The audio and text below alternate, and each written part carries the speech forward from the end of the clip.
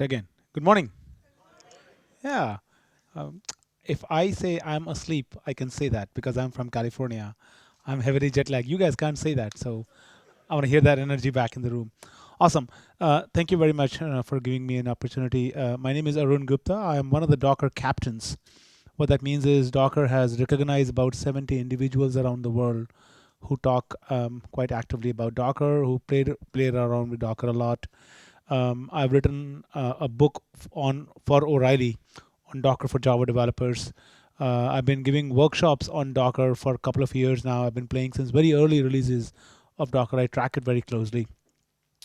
So today, in the next couple of hours, we're going to keep it completely informal. Um, I have some slides. I have some demos. We can keep it interactive completely. So feel free to stop or ask me questions at any point of time. Just like anybody and everybody, I got a Twitter handle as well.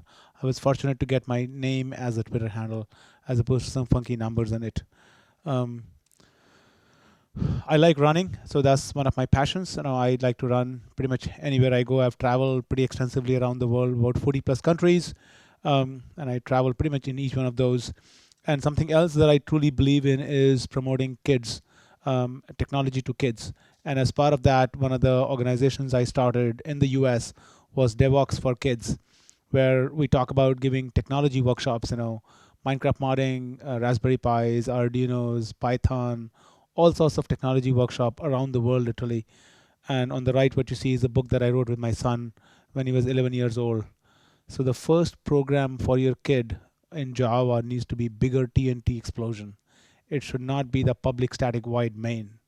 You can't explain that to a 9-year-old. You cannot. It's difficult for me to understand why it's such a long cryptic sentence, but for a kid, it's easier to say, this is Java, a bigger TNT explosion.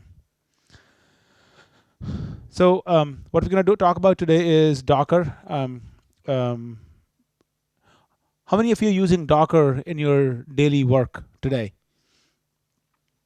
About 20, 25, quarter of the room. Okay. Um, how many of you think Docker and containers are synonymous? They're not? No? Yeah. Well, okay. How many of you think Docker and Kubernetes are competing technologies? A few. Okay, that's all right. I just want to set the understanding. How many of you have basic understanding of Docker? Okay, that's pretty good. So what I'll do is I will skim through the basic introduction of Docker. What does it provide? And then we'll get our hands dirty. We'll right away jump into samples. I got lots of content that I can show, I can talk, I can explain, and feel free to ask questions around that. So what is Docker? Well, Docker really started as a project not too far from here, actually in France. The company called as .cloud. They wanted to build containers for software applications. And the whole concept really started with, if you think about shipping containers, the way shipping containers were originally done, and why they were created. Think from a perspective, when you go to a factory, that's where the wholesaler is, where they produce the goods, they package the goods in whatever shape and form they want. Then they go on a cart, and the cart goes to the ship, and then the ship, the guy who's running the ship itself, he's getting those multiple carts. He has to arrange all those carts accordingly. That there's a tons of milk carton, tons of clothing, tons of shoes, all different boxes. They all need to be arranged on a ship. Goes across the ocean and it goes to the port, gets docked, everything gets unloaded, all different carts, goes to the retailer. Very classical problem, very similar to software. The way they solve that problem is they said, what? I am a shipping guy. I care about a shipping container. What you pack in the container is your thing. How you pack in the container is your thing.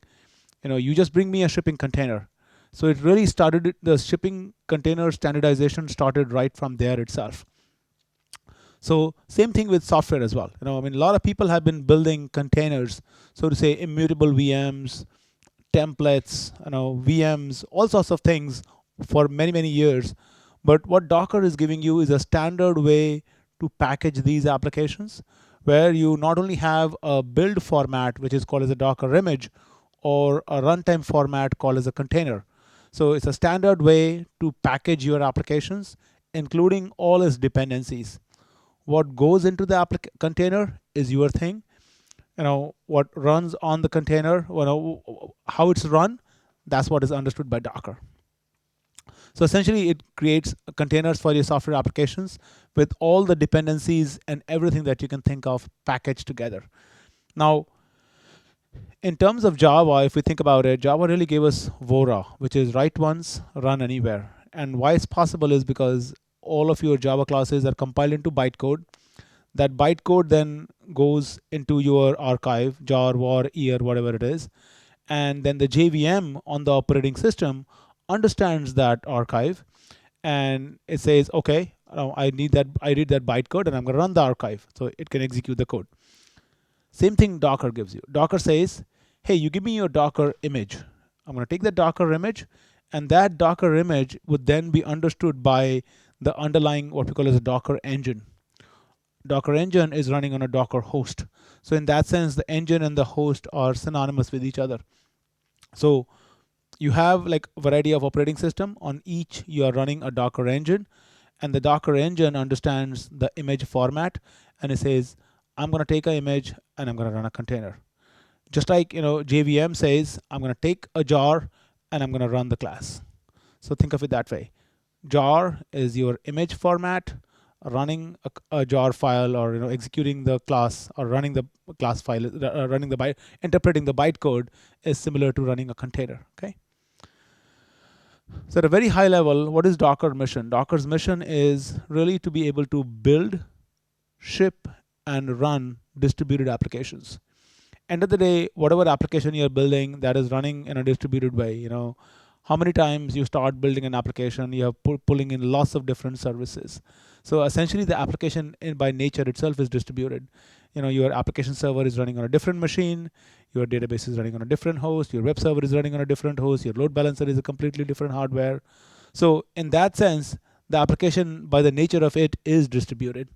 Docker only wants you to provide tools which simplifies that entire experience. So everything is in the category of building an application, shipping an application, which is basically sharing the application with others, and running, managing, scaling the application.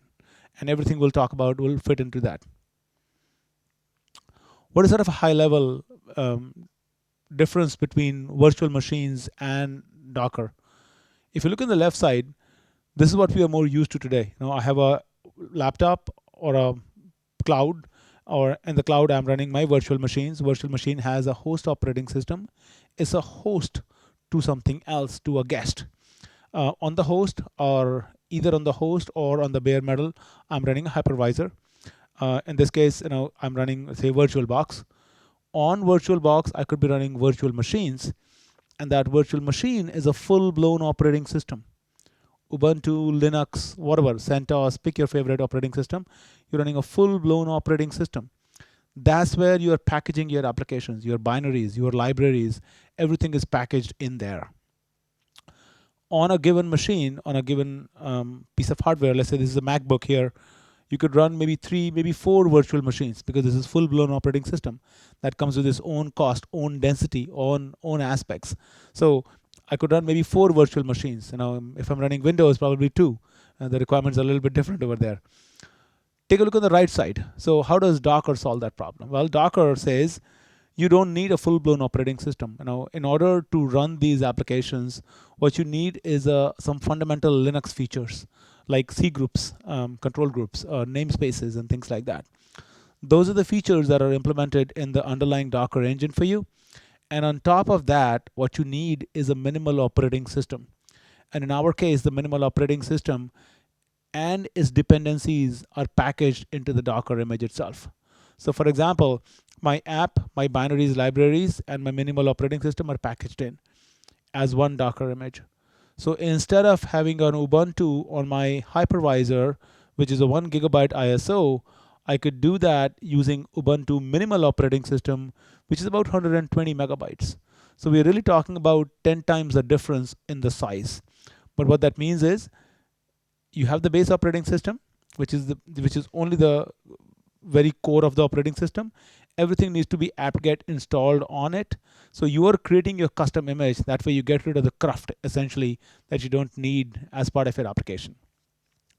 So the fundamental difference is here I could run 3 to 4 virtual machines. Here on a given MacBook, I could easily run up to 30, 40, 50 containers. So the density is huge. The speed with which Docker container fires up is much faster, and we'll take a look at that. So let's see, what does it mean to build an application? Well, in terms of building, essentially, all my instructions to build a Docker image are given in a text file, and the text file is called as Docker file with a capital D. Now, in this case, I'm saying from Ubuntu. Ubuntu is my base operating system. So the moment I say from Ubuntu, that means somebody has built that Ubuntu base image and shipped it somewhere. But that somewhere we'll talk about in a second. But then I'm saying from base image, and then I'm saying command echo hello world. So all I'm saying is bring that base image, don't do apt-get install, don't do apt-get update, anything of that. Just run the hello world command, because echo is a fundamental operating system command, and that's available. Now, I'm a Java developer. I want to build a Java image. I want to create my files together over there. I want to copy some jar files. I want to run the jar files. So does that mean I always start with the Ubuntu image, install my JDK, and install my libraries, install my packages? Not really. So people from the OpenJDK community have built their OpenJDK images and pushed it on the place where everybody have access to. So then I can say from OpenJDK. Now in this case, if I look at it from OpenJDK, that is my base image. In that base image, all I'm doing is, let's say I have a Maven project, in my local file system, where I say Maven package, that's gonna create my jar file. Then I'm saying my second instruction in the second Docker file here is copy from my local file system to the container file system. So the user's SRC is basically what I'm showing here is, let's see if this thing, there was a pointer somewhere. Laser pointer. Oh, here. I think so.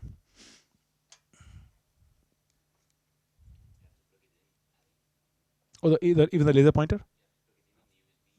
No, just the laser pointer. Nope.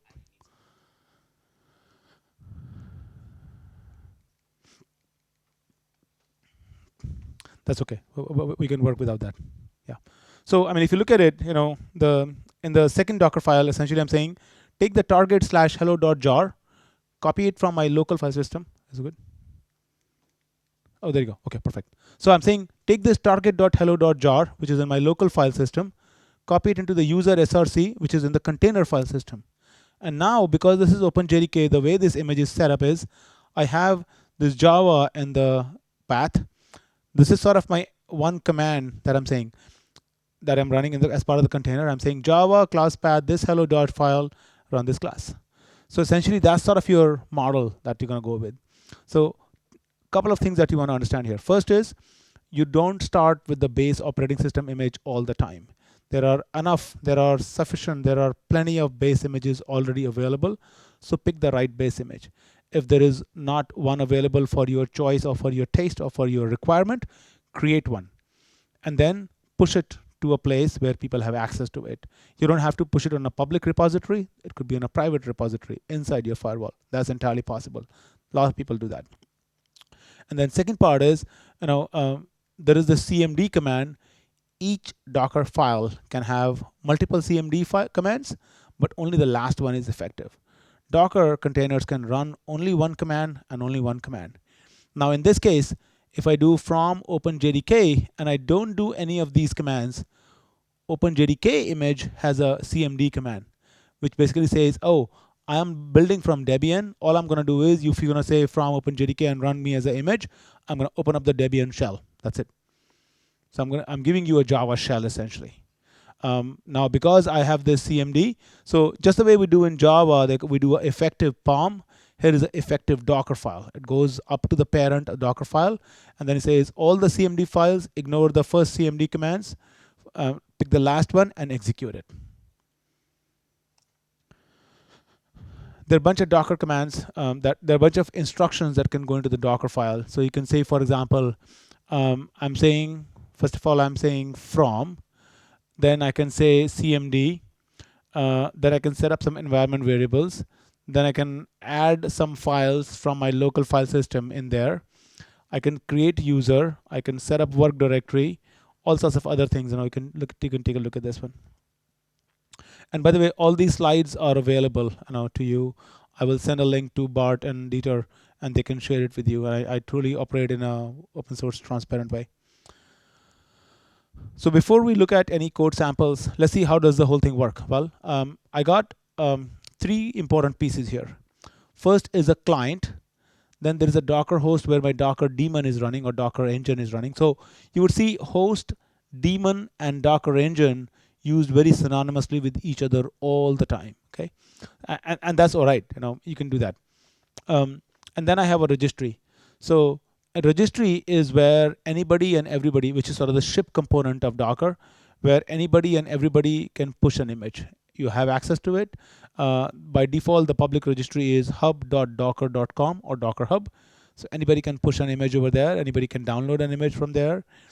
You can't push a Ubuntu image because the Ubuntu community has rights to it. You can push I could push like Arun Gupta /Ubuntu, or you can pick Ordina /Ubuntu, or you can say Ordina /Ubuntu -JDK. You can start putting those naming schemes in there by which you are saying that, oh, by the way, here is an Ordina image, and this by default is public. It doesn't have to be public. You can have set up private registries in there, which only you guys have access to it. So the idea is to build those generic multi-purpose images, push those images up there. Now on the client side, client is configured to talk to a Docker host using environment variables or whatever means you can set it up to. But essentially, this is a REST daemon which is listening for REST requests coming in. So from the client, which is a very dumb client, you just give a command like docker run. You say docker run, and it translates that into a REST API. That REST request goes over the wire to the Docker host. Docker host listens to the command. You say docker run. What is the image name? Oh, I don't have that image. By default, the Docker host is configured to talk to this registry. It says, oh, download this Couchbase image. I'm going to download the image on the host, and I'm going to run the container. Now the client continues to be stateless client. There is no state on the client. The state is either on the registry, because that's where the images are living, or the state is on the Docker host. So you could have like multiple Docker hosts configured, and each Docker host could have different state, for example. So whether you download the image, that is downloaded on the host, or you run a container, that's all running on the host. Now it's very common that for development purpose, your client and host are sitting on the same machine. And that's what I do anyway on my Mac here all the time. So I hope that basic flow of Docker is clear, because that's sort of the fundamental of what we're going to look at as we move forward. And as I said earlier, if there is any question, any point of time, feel free to ask. All right, so you downloaded a random image, OpenJDK. I don't know, should I trust it, not trust it? So what you can do is you can take a look at the history of the image. First of all, you're saying, show me what images are available by the name OpenJDK. It's showing you the OpenJDK repository, is showing the tag. Each image can be given a tag. Latest is the default tag, or you can start having multiple versions. 8, which is OpenJDK 8. You can say 8-JRE, which is 8JRE. You can say 9 or 9JRE, and you can start defining your components. So tag is essentially the way by which you start versioning your images, how you want to have different versions of it. Each image has an image ID. It says how many days ago and the size. And if you start dissecting this size of 643 megabytes, you can use the command docker history OpenJDK. And in this case, it's telling you that, okay, here are all the images. Well, here are all the, essentially when an image is built using multiple layers. We'll talk about layers in a second, but here are all the layers that are existing. And if I start dissecting the size on the right side, this is my base operating system. Now I know Ubuntu OpenJDK is based upon Debian. So this is my Debian operating system. Then in Debian, I'm doing apt-get install update. That's about 160 megabytes. And then finally, I have about 350 megabytes of the JDK itself. So you can start looking and dissecting at the image, what's really happening. So as I was talking about the concept of multi-purpose versus generic images or more base images, if I look at OpenJDK, If I look at the Docker file for this, it'll show in that Docker file, it'll show from this image. In the Docker file for this, it'll show from this image. And similarly, you'll find the Docker file for this, which will say from Debbie and Jesse. So essentially, these are all multiple layers, that are multi-purpose images that have been created. And eventually you find out, oh, Debian is my base image. Now, all these layers are essentially collapsed together, and which is what is called as a union file system, which is standard Unix concept. It's a union file system. These are all, each layer is read only. So for example, if you want to write something in the JDK, drop something in there, you add a command, but it doesn't really write into the layer itself. It adds another layer on top of it. And at runtime, using union file system, it collapses all of them and it says, okay, this is your entire file system, how it looks like. And because the fact that each layer is read-only, that's what gives Docker its high speed, essentially. So how do I start with Docker? That's the most common question. So I'll explain this, then I will jump into showing some code as well. Docker for Mac, Docker is available as a native thing on Linux. So you can say apt-get install docker.io or yum install docker.io, and that's how you install the Docker daemon or the host, and you get fired up that way. Now, if you're on a Mac or a Windows, you need to install Docker for Mac or Docker for Windows. It's a native application and a user interface here. It does not require any third-party software, so it can be auto-updated. So once you install the Docker for Mac, I'll show you the experience, how seamless it is. Previous versions of how you would run Docker for Mac, you would require VirtualBox.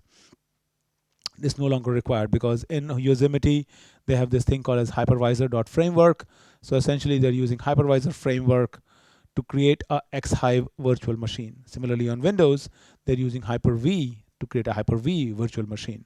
So they're using the VM platforms or hypervisor frameworks built into the operating system itself. They have better support, and how you get started, you just start with docker.com/getdocker. Now, on the top right, you will see there are two icons over here. There's a one on the top, one on the bottom. The one on the top indicates is a GA release. It's called the stable release of Docker for Mac or Windows. On the bottom, it says a beta release, which is an experimental release. Now, the experimental release, which is sort of the latest bleeding edge features of Docker. Okay, so let's take a look on how do we get started with Docker.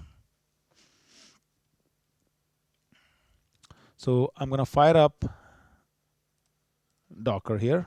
Okay, so it's a very native app for me, and on the top you will see my icon is the whale is actually bouncing up and down, and this is what says Docker is now up. Okay, I'm gonna shut something down here. It conflicts with Docker otherwise. Okay, but once thing is down, then I can be here. I'm gonna increase the font here. All right. So I'll say Docker PS, which basically says the list of containers that are running on my Docker host. This is a native application, so it is running as a X-Hive VM automatically, and the Docker CLI is available for me. If I say Docker PS, the client is configured to talk to localhost by default. You can point it to a different host, but here I'm saying Docker PS. Then I can say Docker images. It shows me the images that are running in there. Okay. Now see, there is no Ubuntu image here. Okay. So if I say Docker run, let's say I want to run it in a detached mode, or actually say in an interactive mode, I can say Docker run i2 Ubuntu. I say Ubuntu. It says unable to find image, Ubuntu:/latest. We talked about how an image has multiple layers, is downloading each and every of those images locally on the Docker host. So once the images are downloaded, it's going to fire up Ubuntu, and by default, again, it's going to give me a shell, Ubuntu shell. So here you go. So I'm in the Ubuntu shell now. Okay. Now if I say uname-a, it says this is a Moby Linux. Essentially it's a Alpine Linux, or this in this case, of course, is Ubuntu. But it started giving its own host name and stuff like that. Okay. Now, one of the important concepts of Docker that you want to understand is, I always say Docker containers are like diapers. You shit in them, you throw them, you bring a new one back on. Okay, let's see an example. Let's make sure I am in the root of the container here. Okay, now I can do ls, or I can do ls minus la, whatever. I can do cat of whatever docker env. This thing is empty, but all those commands work. Okay, I'm in my root file system, and I'm going to say rm. Well, let me make this thing smaller. I'm going to say rm minus f star. This is a root file system. Let's try this. Everything goes away. Okay, well, of course, some of this is read only. But now when I do ls, I do cat, none of that works because all those commands have been deleted. Okay, let's get out of it here. Here goes my diaper away. I'm going to put a new diaper on. And it's back to normal. That's the beauty of Docker. So you don't, the important part is if your container dies, you let it die. You make sure you do the right logging information because there is some valuable information in that shit that you want to scoop out. So you always use something like Elk or a logging stack or a Prometheus or some sort of a stack to make sure, because your container is a stateless container. So you make sure you grab that state. Don't leave it as part of the container because the container is gonna die and gonna go away. So you grab that state out of the container and put it into a logging information where it makes sense for you, where you keep it valuable. Okay, so that's an important part of it here. Now what I'm going to do is I'm going to make a new directory here. Say make dir Ordina. Okay. Now I'm going to go back to my slides here, and I am going to copy this file, and I'm going to go to this directory, and I'm going to call this file as Docker file. Okay. All right. So now, how do I build a file? How do I build a Docker image? I'm going to say Docker. Well, if you look at the Docker images once again, by the way, my Ubuntu image is now here. Okay. Now I can say Docker build -t. I'm going to say hello world. To each Docker build command, I need to give a build context. So I'm going to say dot directory or a URI. So I'm going to be giving my current directory as a build context, because when I'm doing copy or things like that, those are per that build context. That's it. My Ubuntu image already exists. So see how fast my image builds now. Okay. Now I'm going to run this container, say docker run hello world, and it just prints hello world for me. So it's as simple as this. So you build an image, you run a container. Again, you build an image, that's a build time component. Container is a runtime component. So that's how you want to understand it. So I could run the container here. Now I could say docker run. By default, it runs in the foreground. I may want to run it in an interactive way. So I can say -i interactive and assign a TTY to it. And don't run the CMD. I want to debug the container. So I'm going to run a bash shell instead. So it's not printing hello world for me, but I override the command, which is CMD command. I'm in there. Why you would do that? Think about you're trying to deploy, you're trying to run image which has Wildfly, and you got a bunch of jar files and var files that you've dropped in there, and somehow the application is not coming up. So you said, you know what? Don't do the CMD. Lay out my file system the way it's supposed to be, then drop a bash in there. It's going to open up a bash shell. Then you can just play around with it and then say, okay, this looks good. Now I can fire it up. Okay. So I'm going to get out of it. Now, once again, if I look at Docker images, I got jboss/wildfly here. So let's run this in again in an interactive way. jboss/wildfly. And that fires up my wildfly. Now, imagine, there is no need to download JDK for this or anything like that. So with just one command, you have allowed your developers to fire up wildfly. And because it's a local command here, it's basically integrated in here.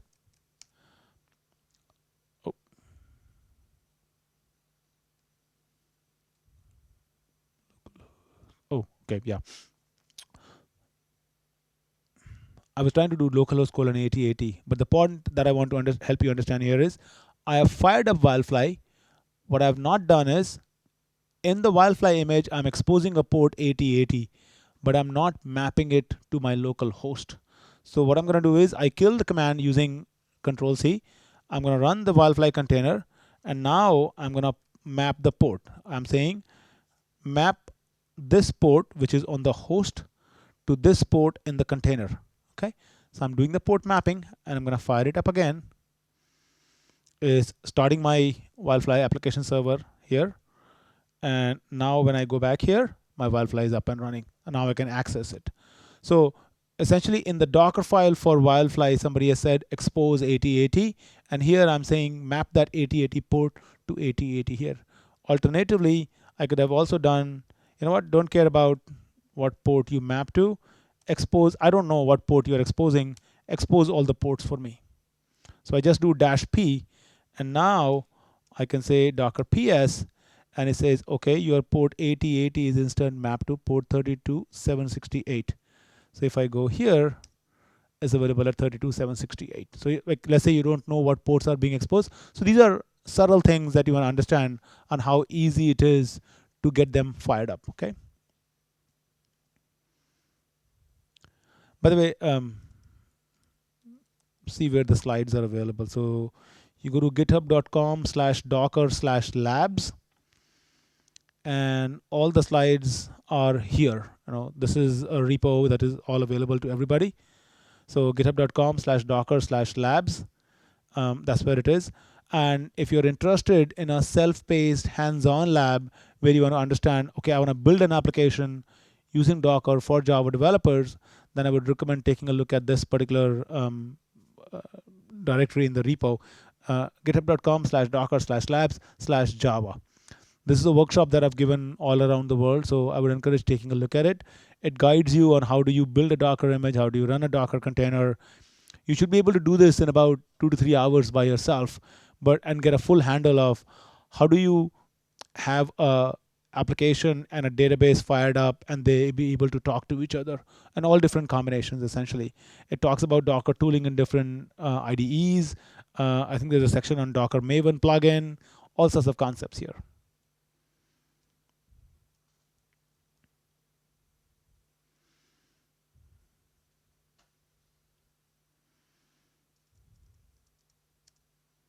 Now, one of the requirements for Docker for Mac or Windows is it does require Windows 10.10 plus, or Windows 10 64-bit and Yosemite 10.10 plus.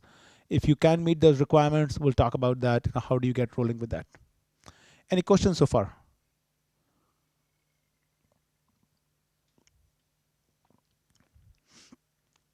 So you start using Docker for Mac or Docker for Windows, and that's sort of what your development environment is. How do you take it to production? Well, Docker runs on a variety of cloud, is very cloud agnostic in that sense. But what Docker introduced is Docker for AWS or Azure, which is a lot more seamless, integrated experience for running Docker at scale. If you look at on Amazon Web Services, essentially it's a CloudFormation template. And using the CloudFormation template, you can say how many node of Docker cluster you want to run, and it'll fire up that many nodes of Docker cluster with you. And this is also integrated with autoscaling or autoscaling groups or ASGs, which says I'm running a 4-node Docker cluster, and if a node goes down, automatically bring it back up and make it as part of the cluster. So that integration is in there.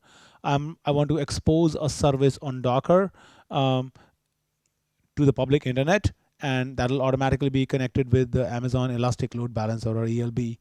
I'm running a stateful container like MySQL or Couchbase, and I want to store the data. Okay, help me create a volume on EBS. So all that very native integration. And I'm not a big Azure user, but there are similar integrations with Azure side as well. So depending upon whether you want to use AWS or Azure, it's a lot more seamless integrated experience for running Docker in production. Now at this time, it's a restricted availability, but we have been told this should be available soon to everybody. So here is a CloudFormation template. Essentially, what I'm doing here is I'm saying, here is a template. Now this is beta 5. The beta 6 was released about a couple of days back.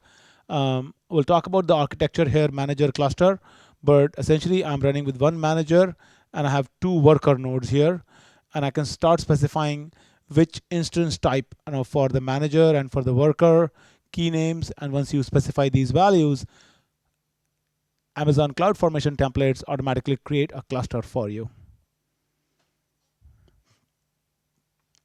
Now we talked about Docker for Mac and Docker for Windows is sort of the standard way on which you want to get started with.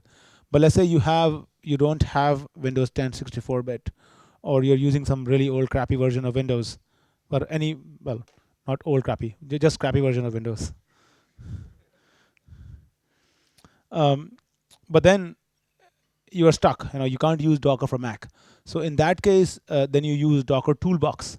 Essentially, Docker Toolbox is a loosely composed components of tools like Docker Engine, which is basically we need for Docker host, a Docker machine, which really allows you to create a VM to simulate all those Linux features that we talked about earlier. It has Docker Compose. We'll talk about that in a second, on how it allows you to run multi-container applications very easily. Docker Kitematic is a UI. I'm not a big fan of it. VirtualBox, is again a type 2 hypervisor, and it even comes with a terminal which is pre-configured to talk to the Docker host and things like that. So I think all those features, if you're using an older version of a Mac or a Windows or some other box, you are allowed to still use Docker on it. I've been using Docker since it was boot to docker.iso, long back before Docker Machine came on board.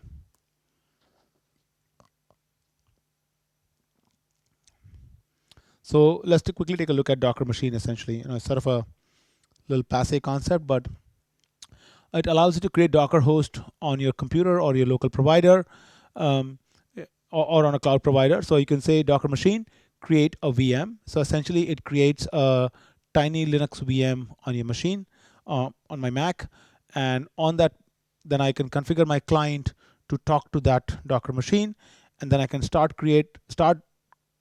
create containers, run containers, pull images. I can do whatever I want to do with it.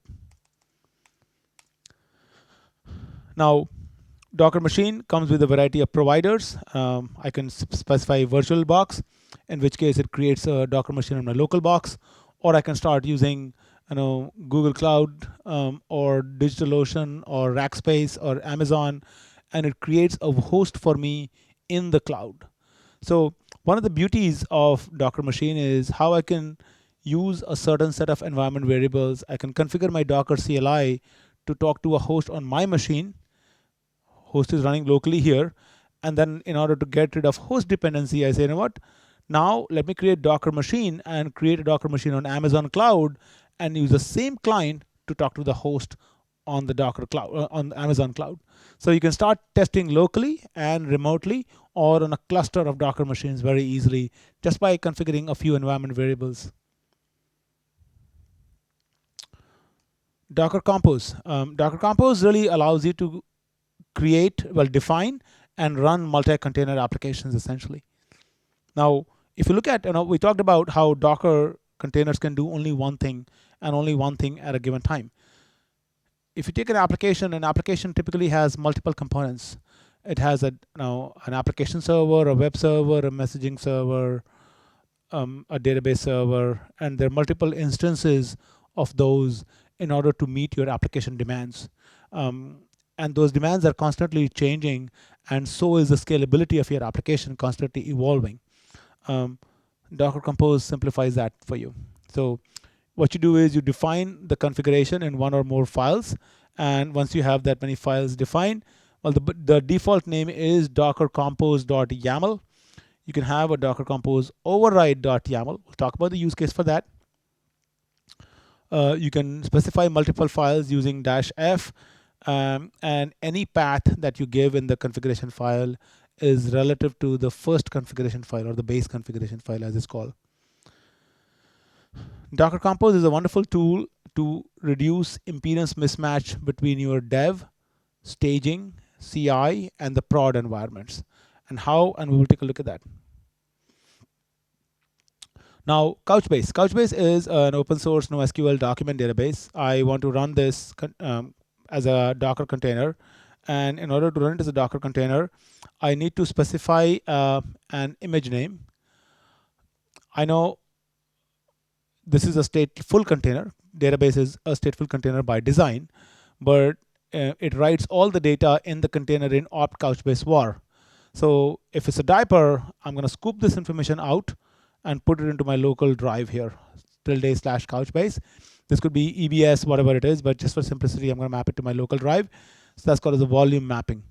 And then there is a administration port, there are a couple of query ports, there is a caching port, all sorts of ports that need to be exposed for Couchbase. Now I could run this as a cryptic docker run command, docker run image name, -p port mapping, -v volume mapping, all that stuff. Or I could define all of this in this one compose file. And then I can say docker compose up, and it'll fire up my service. Where it gets interesting is, okay, now I want to write a simple application, a Java EE application that is deployed on Wildfly, that is talking to Couchbase, and is using Nickel query language, which is basically a SQL-like query language on JSON documents to do all the CRUD on the JSON documents, and is exposing the app here as a CRUD app using curl as well. Okay, so very standard. So REST client, REST endpoint, talking to a NoSQL document database here. Okay, that's how my app would be defined essentially.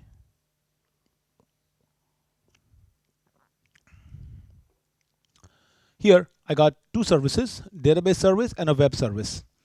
In the database service, I have an image. The image name is Couchbase, and I'm exposing a bunch of ports here.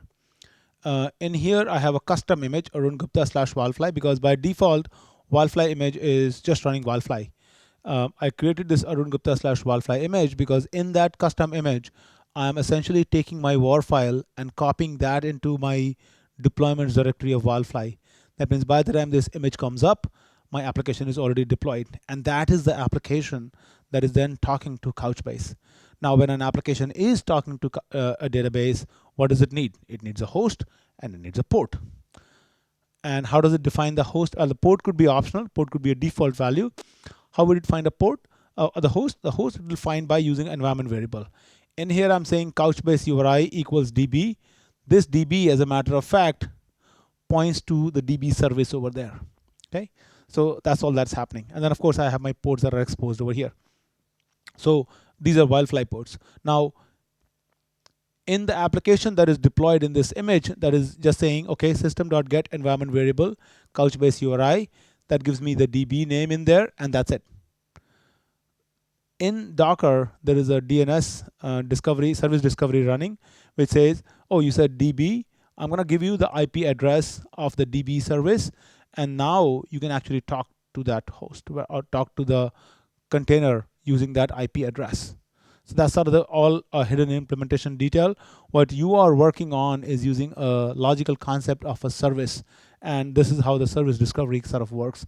And we have far more advanced examples and cleaner examples on how service discovery work. But at a very fundamental level, this is how the services are automatically identified. Let's take a look. One more example. So here I have docker compose.yaml, and I'm saying my port 8080 in the host is mapped to port 8080 on the container. If I have in the same directory a file called as docker compose.override.yaml, now I'm saying the port 8080 in the container is mapping to port 9080 on the host. If I run these two files together, Wildfly in that case would be available on port 9080 as opposed to 8080. So my usual command is docker compose up-d. So let's see how does this help me reduce the impedance mismatch essentially. So I got my db dev image, which is pointing to my custom Couchbase image here. Then I have a web image, which is again my custom Wildfly image. I'm using Couchbase URI db dev, which is same as port. I'm specifying optional port here, and I got port mapping. The file name is docker compose, and I'm starting it using docker compose up-d. This mapping is very straightforward. We looked at it. I have a production.yaml here. In production.yaml, I'm saying environment is this. Couchbase URI, instead of db dev, is pointing to db prod, which could be a completely separate image. And instead of 8080, my wildfly is now running on port 80. Now, if I fire up my application using Docker Compose up, use Docker Compose as a base file, production.yaml as an override file, and run it in a detached mode. So this really allows me to override the services that are defined in the basic compose and override them using the production.yaml. So this is your classical development environment. This could be your classical production environment. And in between, you can have as many environments. This is all customizable using environment variables, files. I could start using, for example, I could start using, I don't want to change the image. I want to again further reduce the impedance mismatch. I could start using the exact same image for both the dev and the production with different tags. For example, I could say Arun Gupta / Couchbase :dev, and this could be, say, you know what, ignore db prod, just change the tag to something else. Now, what components can you override and not override is also defined very clearly. But essentially, that's what you do when you're using multiple Docker Compose files. I was at DockerCon this year, and there I think the guys from Splice were talking about how they are reducing impedance mismatch, particularly using this. So what are some common use cases with Docker Compose, essentially? So what I do is, a new developer comes into your team, you wanna get them started. So you can give them a big chef puppet script or a vagrant box, or you can say, you know what, here's my Docker Compose file. Just say Docker Compose up, and all of your setup, whether it's JDK, whether it's Wildfly, whether it's database, whether it's messaging server, all those components tied with each other are defined in this one Docker Compose file. They're using service discovery, the port, environment variables, all of those are defined for you. Get them rolling. You can run your app on a local host or a remote host just by changing a few environment variables. That's possible. You can run on a single host or a swarm of hosts. We'll talk about how Docker clustering works. You can run multiple isolated environments. So for example, you can say Docker Compose up, then by default it takes the directory name as a project name. You can start using Docker Compose up-p and run one for each feature branch, for example, if you want to do it that way. Automated test setup is how I have a lot of people using it. Docker Compose up, it brings up your entire infrastructure, you run the test, and you bring down the infrastructure. And we talked about how it helps you reduce dev and production impedance mismatch. So those are some of the common use cases I've seen, particularly with Docker Compose. So if anything else comes to your mind, absolutely feel free to share with me.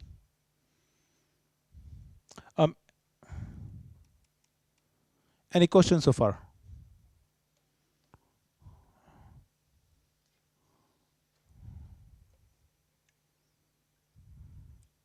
Okay.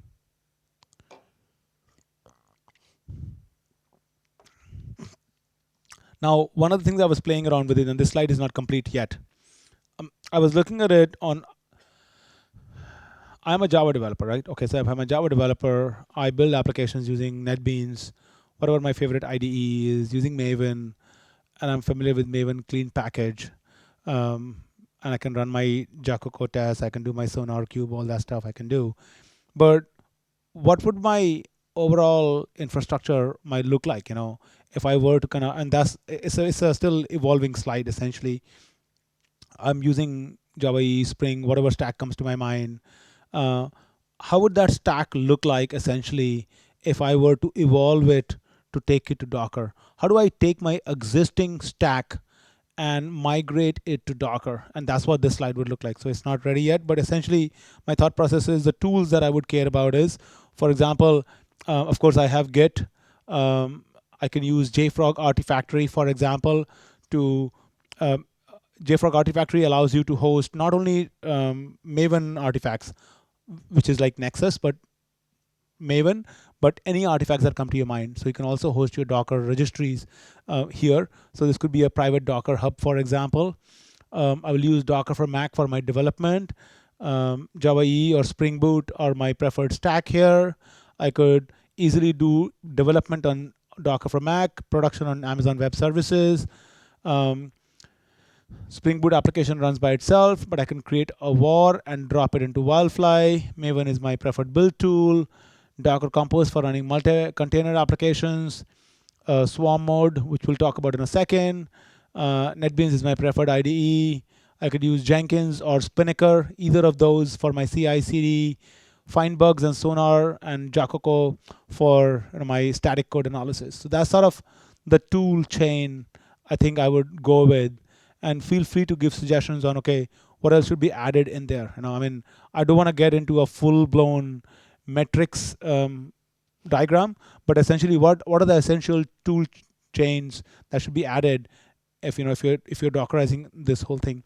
And if I look at it, Jacoco, SonarQube, Findbugs, Jenkins, Maven, Wildfly, they all have their Docker images, so it works well with Docker in that sense. Well, it's still an ugly slide. Okay.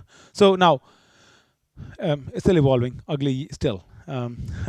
Now we looked at how can we run multi-container applications. Let's take a look at it. How do we run multi-container application on multiple hosts? Swarm mode is a feature that was introduced in Docker in 1.12, which was announced at DockerCon. So essentially, it allows you to run a cluster of Docker engines, and each engine is enabled in a swarm mode. Now, this has been a very controversial feature, but essentially what gives clustering in Docker.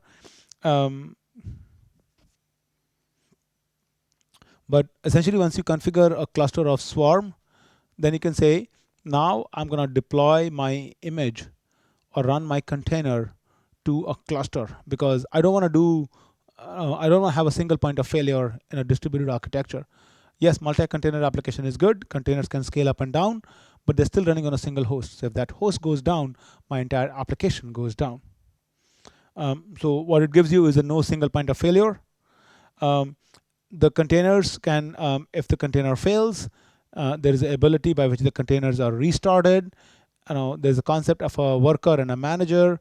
And if one of the managers fail, then the managers are self-organizing, where they say, okay, we're gonna elect a manager leader. So all that, all those capabilities exist.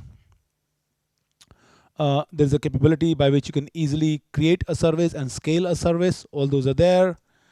You can also do rolling updates. So let's say you're running one version of the application and you're going to start rolling it out. You can do that. The whole controversy, I think, is around this last bullet point. Essentially, the Kubernetes guys, the Red Hat guys, are saying that, oh, now clustering is baked into the engine, as opposed to being an option, as opposed to being an outside feature. So now, if they were to upgrade to OpenShift or or Kubernetes as well, they're still looking at Docker 110 as the base feature set. The swarm mode is added to 112. Now, if they were to move to 112, that means there will be two clustering architecture essentially in Kubernetes. One which is swarm mode and one which is built on top of it, called as Kubernetes. So they're kind of afraid of the bloatware over there. But I think from Docker perspective, this makes sense to me. So let's see, how do I get rolling with that? As I talked about it, there's a concept of a manager and a worker in Docker Swarm mode. Manager is primarily from administrative perspective. By default, you can run containers on it as well. So I would say Docker Swarm init is an optional feature, so it needs to be explicitly enabled. But once you initialize a Swarm mode in there, then you can start saying, okay, I want to have a worker join the manager as well now. So you say Docker Swarm join, and you got to give it a secret or a join token essentially, which is obtained by the manager. So the manager tells you, here is a manager token or a worker token, depending upon who is joining, give that token to the right person. I could add more workers. So now this is essentially a 6-node cluster for me with 5 managers and 1 worker, with 1 manager and 5 workers. There could be multiple managers very easily created. And if at a given point of time you got to send your request to a manager, You could send it to primary, or if you send it to secondary, it automatically gets proxied to the primary. So what I wanted to do was I wanted to simulate swarm mode using Docker machine. So essentially have a 6-node cluster on my machine where I'm not relying upon the cloud, so that I can test it easily. So I created Docker machine, and I said, okay, using VirtualBox, create manager 1, 2, and 3. Then I create worker virtual machines. Again, worker machine 1, 2, and 3. Okay.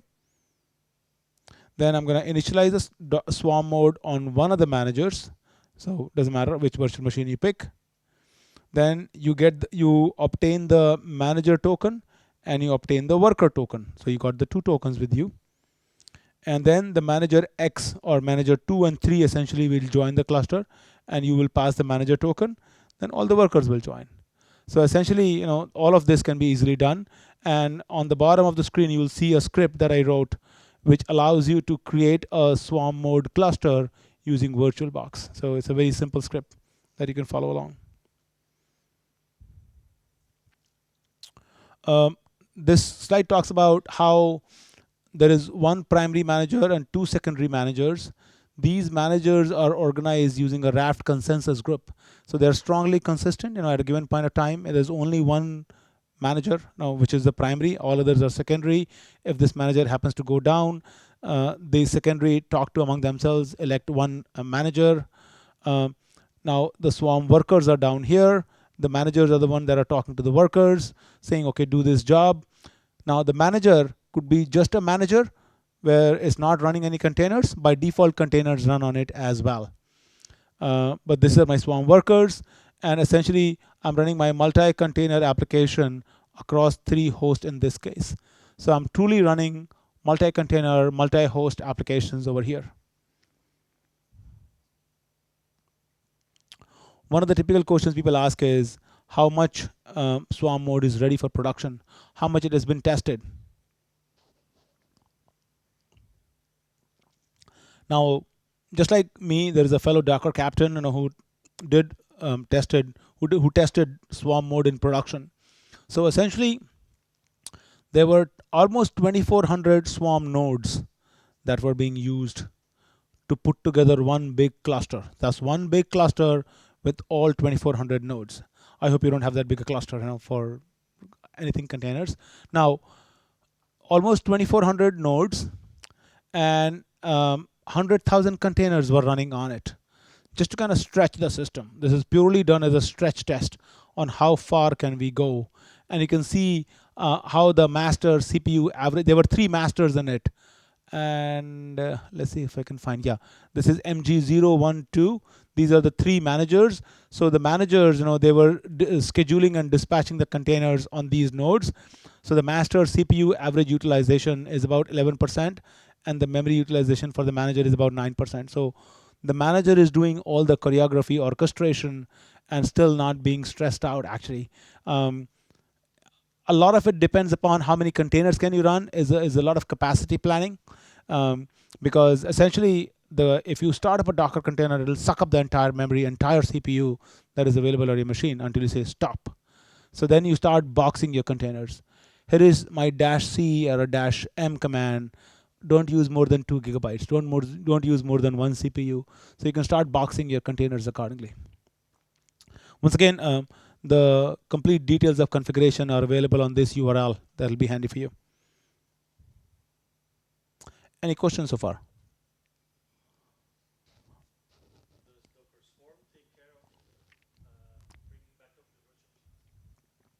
It doesn't. Not Docker Swarm.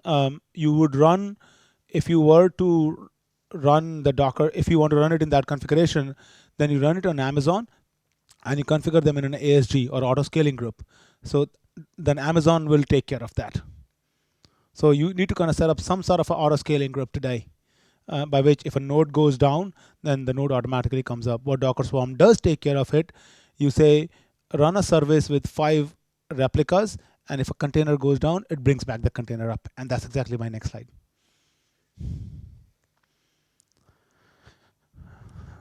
Almost.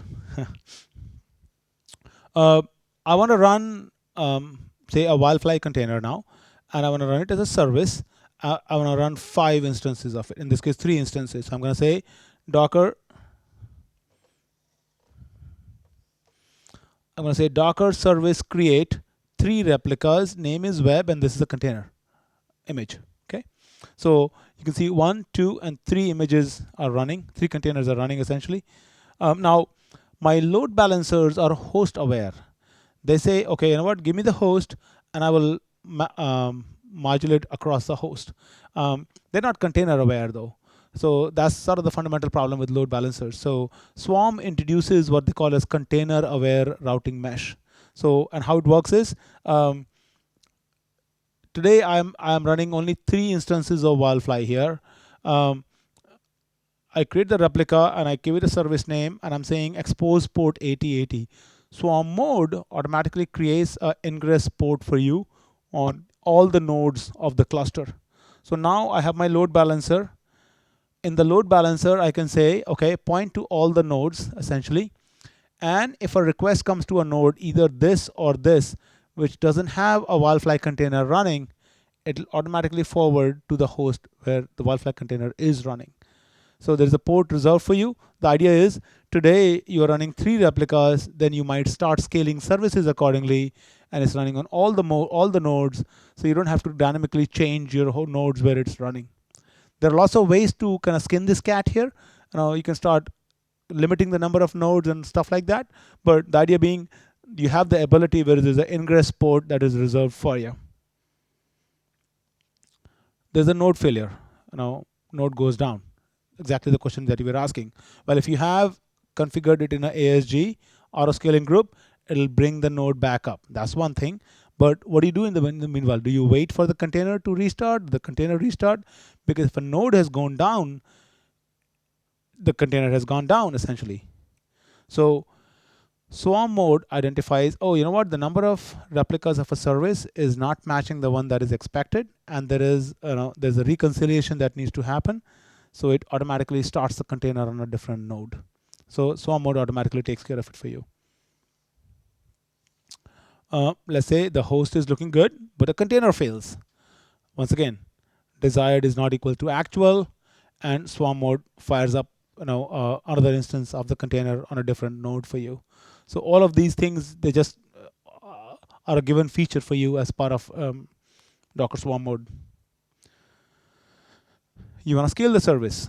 So all you say is Docker service scale web equals 6. Now remember, we were talking about a load balancer here.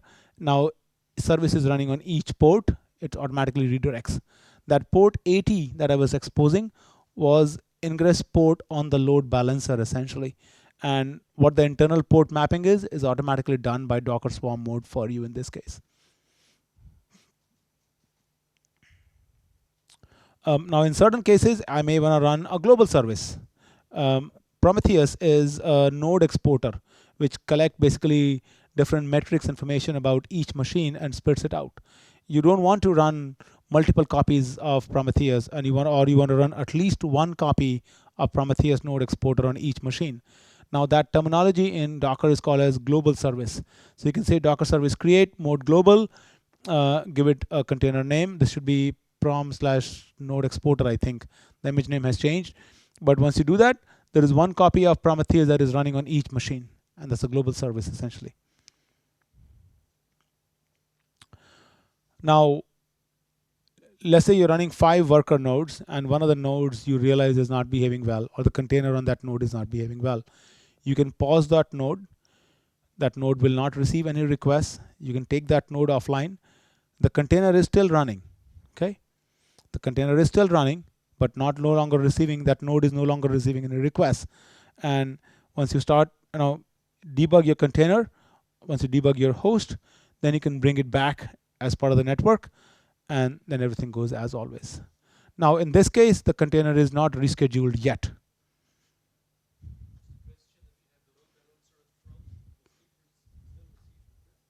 No, that's what I'm saying. So if you pause the node, that particular node will not receive the request.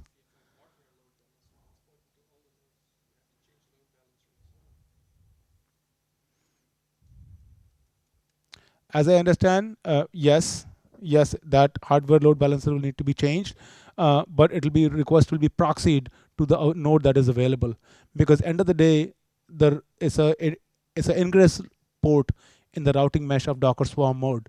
So, and the Swarm mode knows the state of the cluster. Oh, this node has been paused. So it will not guide the request over there. It will instead proxy to the second node.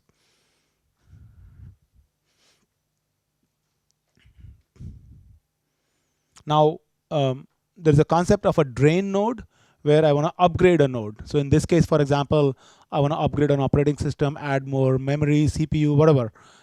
You can do that. So then you drain the node, then the node completely gets out of the system, and Swarm mode recognizes, oh, the node is down because the node needs to be updated, and it automatically reschedules the containers as well. So the container is rescheduled. You may be taking the node out completely. You may be updating the node, whatever it is. In this case, yes, the load balancer will need to be explicitly updated. Or even if you don't update it, I think it'll work as is, because the cluster knows the state of the node. You can bring back the node. The container is rescheduled in this case, and you can bring back the same node, essentially. Now, sorry. Rolling updates. So that's a command in Docker service as well. So you are updating a service, and you are saying update the web service. The new image is now going to be wildfly:2. Remember we talked about tags.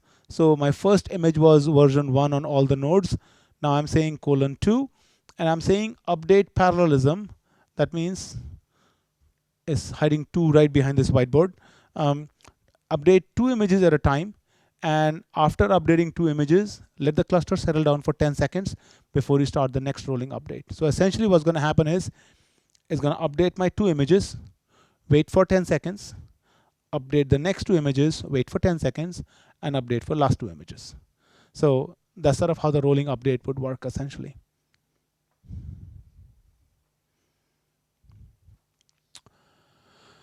Another use case here. Now,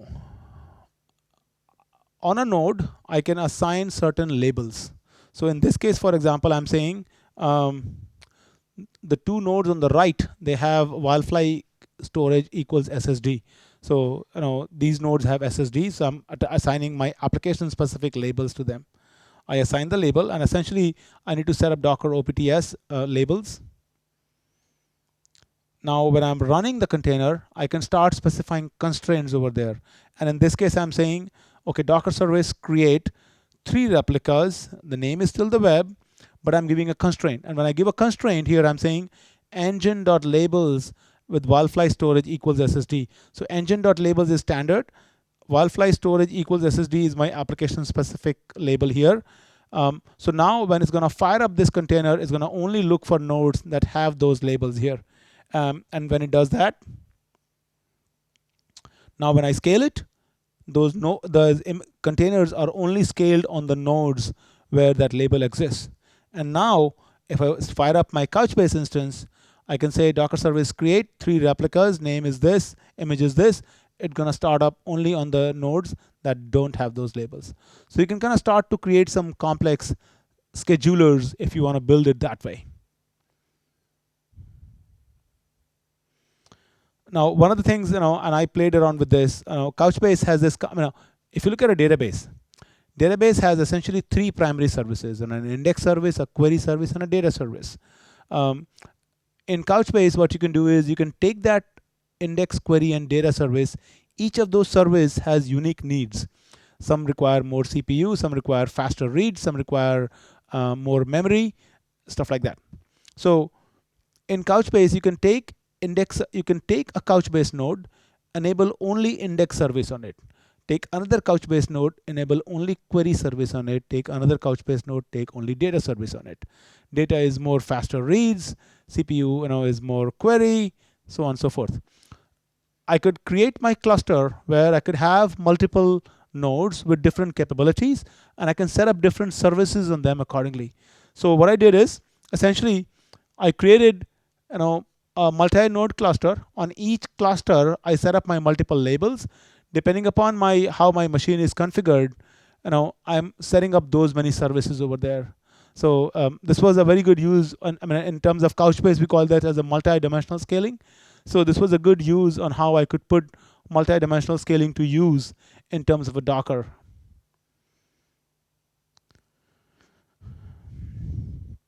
I, of course, wanted to run a Couchbase cluster in there. Couchbase is a very homogeneous cluster. And now, unlike other databases, there is no master-slave architecture here. You can read to any node, write to any node. The client SDK automatically figures out on which node to read and write to. But in order to automate the process, I had to create something called as a master service here. So I created a master service. And I should really call it as a bootstrap service, essentially, because I'm bootstrapping one node and all other nodes need to join that cluster. So I have a bootstrap service and I have a worker service. Here is one replica, and as I scale the number of replicas, these nodes, when they come as part of the service, automatically join the cluster.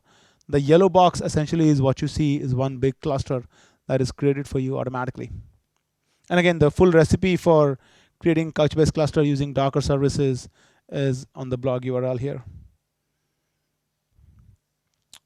One of the new concepts that Docker introduced as part of 1.12 is how you can take a Docker file, convert that to an image, and then that image goes to a container. So essentially what you got is, you have a single service image description, then you have a single service distributable image format, and then you have a single service runtime format. And you do Docker build and you do Docker run to do that. With Docker 1.12, only in experimental build, you have Docker Compose. From that Docker Compose, you can create what you call as a DAB, or a distributed application bundle. And you get that. And then you get a runtime version of that called as Docker Stack. So now you have a multi-service image description, converted to a multi-service distributable image format, just like your image. And then you have a multi-service runtime format. Now this is an experimental release in 1.12. Typically, a feature that is introduced as experimental in one release is GA in the next release. So you make sure you download the experimental release if you want to play with this particular feature. And maybe I should add a link to my blog here, because I talked about this in my blog in the day this feature was introduced.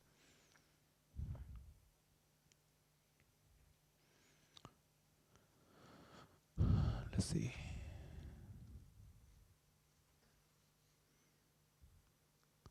I think one of the last things I want to talk about in terms of Docker itself is I wanted to build a simple CI/CD system using Docker and Java. Okay, that's sort of my two strong points that I look at it. So I'm a developer here. I do git push. I want Jenkins to be configured that, okay, either as a webhook or a poll, to from the Git server, clone the repo, create the image, run the test, and if the test pass, push the image to Docker Hub. That's essentially what I wanted to do. Okay, let's take a look.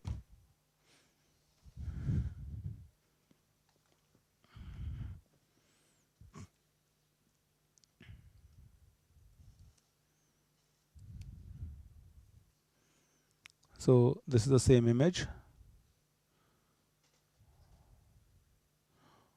All the source code for it is available on my GitHub repo once again. So that's where my GitHub repo is, including the web app, slides, everything is there. But essentially what you're doing is you are firing up Jenkins server. You use the Docker build pipeline plugin over there, and it gives you the complete steps that, okay, how do you, this is the manual steps, but this is the Jenkins step. So it talks about, now I verified with Jenkins 2.21. It talks about how do you set up Jenkins, how do you create the project, what all needs to be done. But if I go back here, essentially, so I've downloaded and installed Jenkins. The first install was a little bit crummy, but it worked. Then you need to install Jenkins plugin, and the plugin that we are really looking for in this case is the CloudBees Docker pipeline plugin. That's sort of the plugin that you want to install, because that's what gives you the ability to use a DSL to define your pipeline, and that's what we're going to be using here. Okay. So when I create a new project, now I'm creating a Docker Jenkins pipeline. And there I specify my GitHub repo. I'm just using the repository URL from my local machine here. Okay. The main thing that I want to show you here is really my Jenkins file. This is the file that is sort of feeding into Jenkins, which is saying what all needs to be done as part of the build. So I'm saying on a node, which is any Jenkins node. I'm not specifying any selectors here. Check out the source code. Here is the path for Maven. First stage is package essentially. So you package the app, and I'm saying Maven clean package. In this case, I'm explicitly doing skip tests. Ideally, these tests would be in a downstream repo. So you'll say, you'll set up your projects accordingly. But then I say create Docker image. When I create Docker image, I can start putting in some metadata as part of the image. So for example, I could build number as part of that as a tag. Then I run the application here in this case.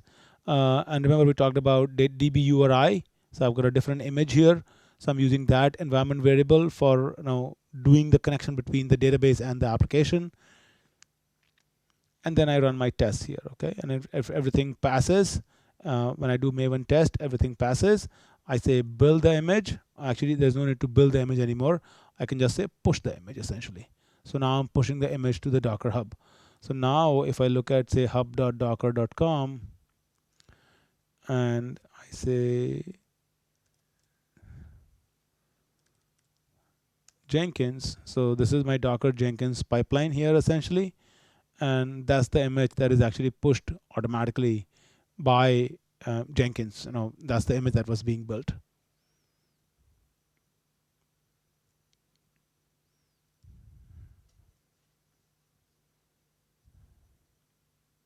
Okay.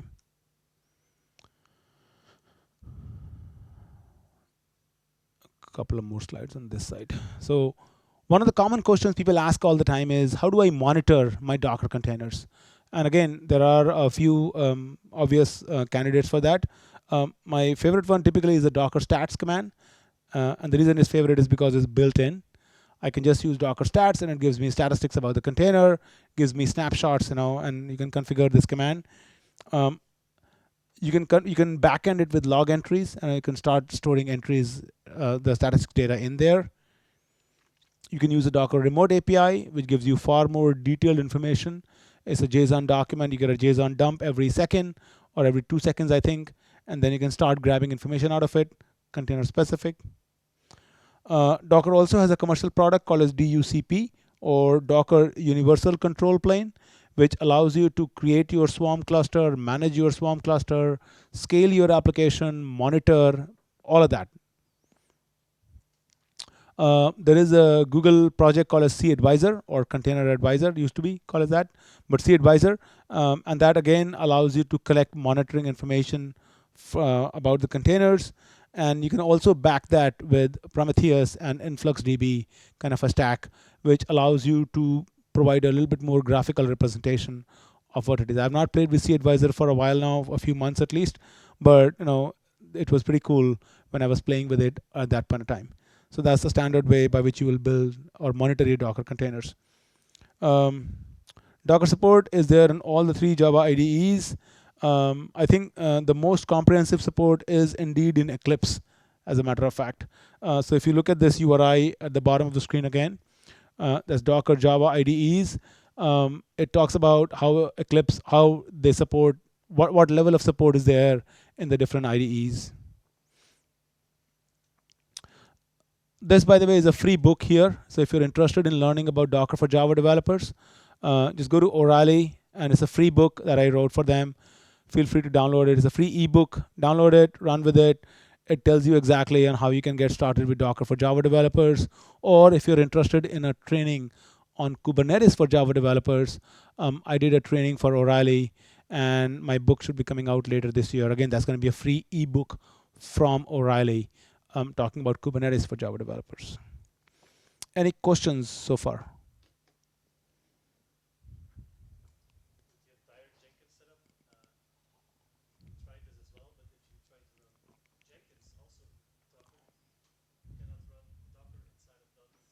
Well, there are concepts like D&D or Docker in Docker. Then you may have to use that actually.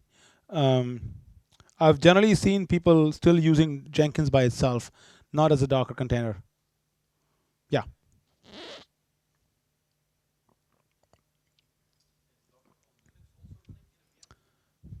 you don't need to actually, because Docker is a native Linux technology. So on any of the Linux flavors, typically you can say apt get install or yum install, and that you just get it from the repo itself. No, no, no, no, no, no. I mean, as a matter of fact, what I've seen people using it in production is they would say they would use Docker for Mac or Windows or Docker machine for development. When they go into production, they'll pick one of those Core OS or CentOS or RHEL for actual production. How many times when you build an application, you start with a JSP that I'm going to write a JSP and a servlet, right? So people don't use pure Docker itself.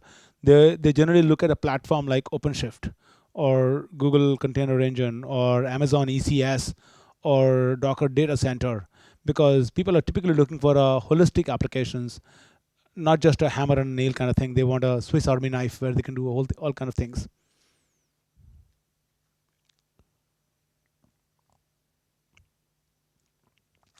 All right, I guess we'll spend maybe about next 40 minutes talking about Kubernetes then. Do people want a break? Yeah. All right. I guess we get a break. Yeah. Okay. Let's get back in like in 10 minutes.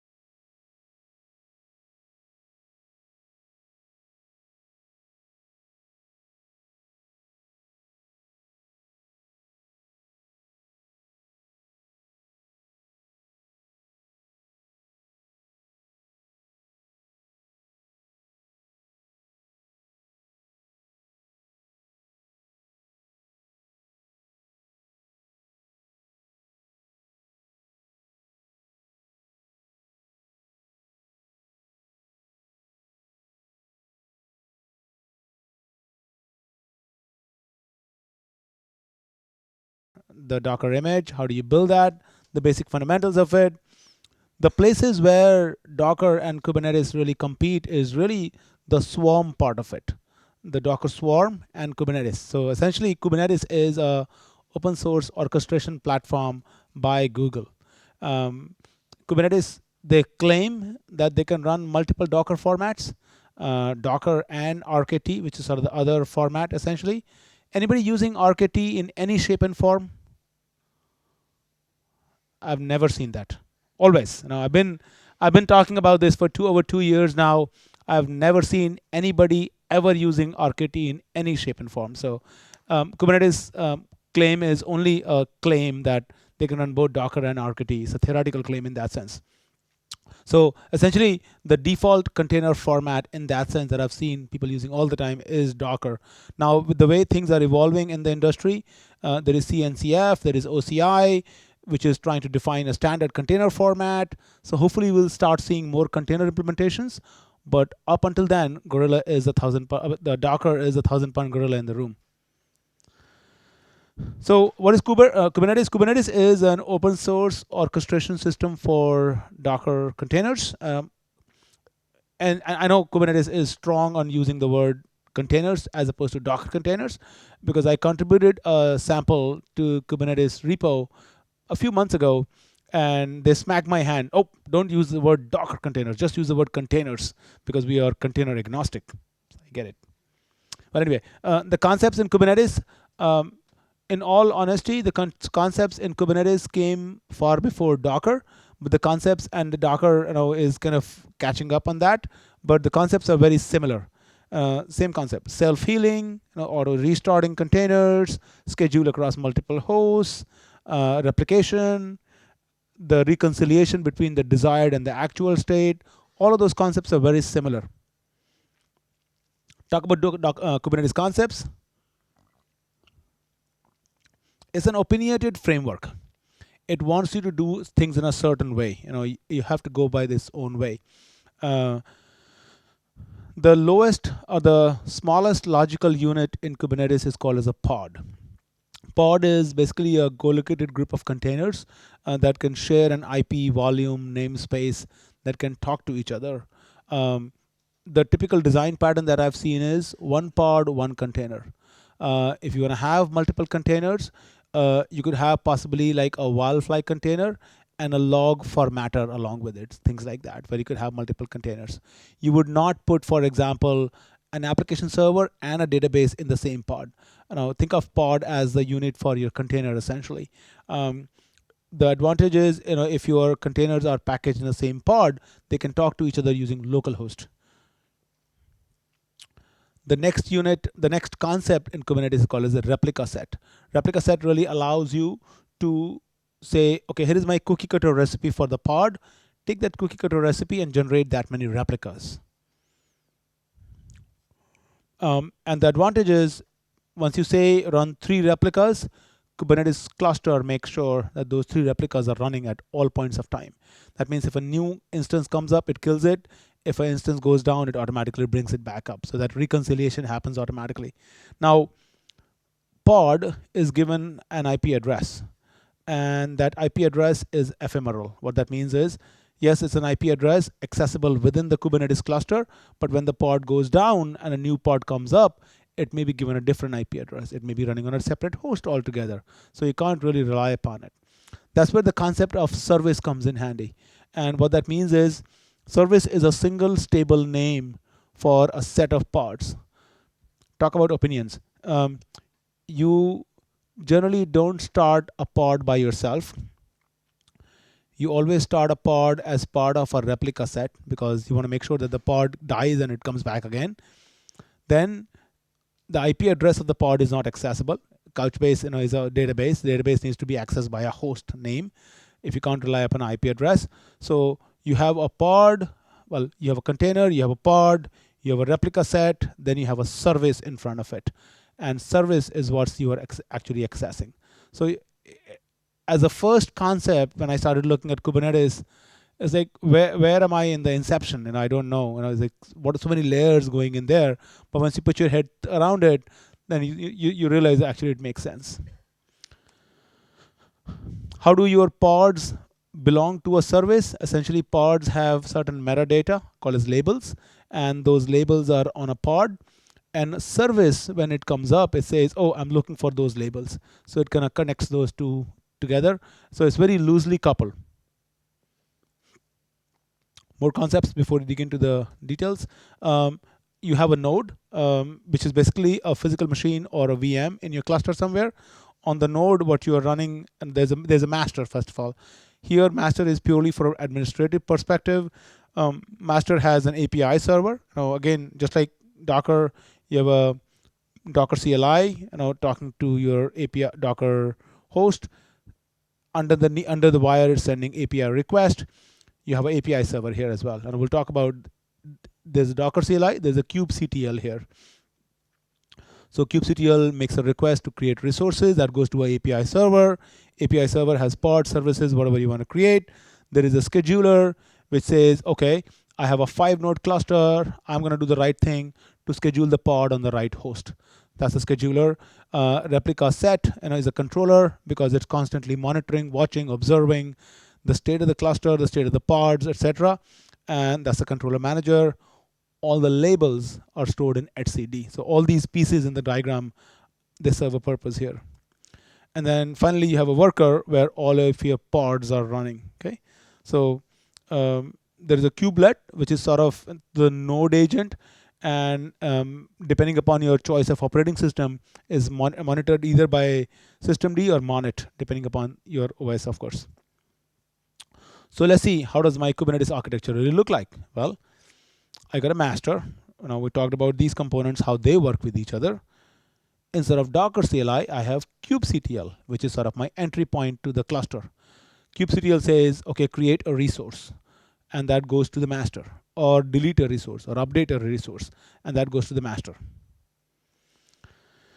Then I have two workers here, which is where actually my pods are running. On the worker, I of course have a Docker host, which is pre-configured for me. When kubectl makes a request to the master gives it, master talks to the scheduler figures out where the pod needs to be hosted or scheduled. Then it talks to the kubelet, says, hey, you need to schedule this pod on the host. And the kubelet schedules it. And the service proxy that we were talking about, that's served by the proxy layer. And on the far right, essentially what you got is your client, which is then talking to the load balancer, which is then talking to the proxy to actually having your application, dispatching to the right pod or the container in the pod. The black box here, the black outline here, essentially is what your Kubernetes cluster is. So it's a 3-node cluster with one master and 2 workers. I just found out recently about this, that Kubernetes allows multiple masters, but up until now, what I thought was, hey, it's just one GRU and a bunch of minions, and the minions is where you're running your containers. And the reason I use this analogy, I like this analogy particularly well, because earlier the nodes were actually called as minions. So, and still if you see some of the scripts, outputs, that term minion is still relevant over there. But I love this analogy.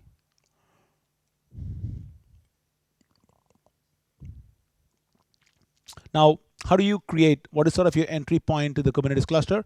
kubectl is the entry point. It basically controls the Kubernetes cluster manager. You can create, update, read, delete your Kubernetes resources, and essentially your application is nothing but a bunch of Kubernetes resources, and that's how you play around with them. Each kubectl command needs to be given a configuration file, and in the configuration file is a YAML JSON, and that gives you the actual resource description. Then once you have done it, you can say, okay, show me the nodes, show me the pods, all that stuff. Okay. You can scale the replicas of a particular RC is a replication controller, which is like replica set with a little subtle nuance over there. Now, Kubernetes, just like Docker machine, can be set up on a variety of cloud providers. They have this concept of a Kubernetes provider. By default is Google Compute Engine. You can configure it for Amazon, VMware, Vagrant, all sorts of providers. That's good for production time, but for development time, I end up using Minikube. Minikube is a project by Google which easily spins up a one node cluster, and that's what I'll show today. Okay, so let's show you how do you fire up a Kubernetes cluster here. So what I'm going to do is I'm going to get rid of this here. Okay.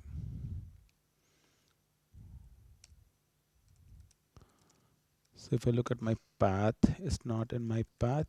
I'm going to include this in my path here.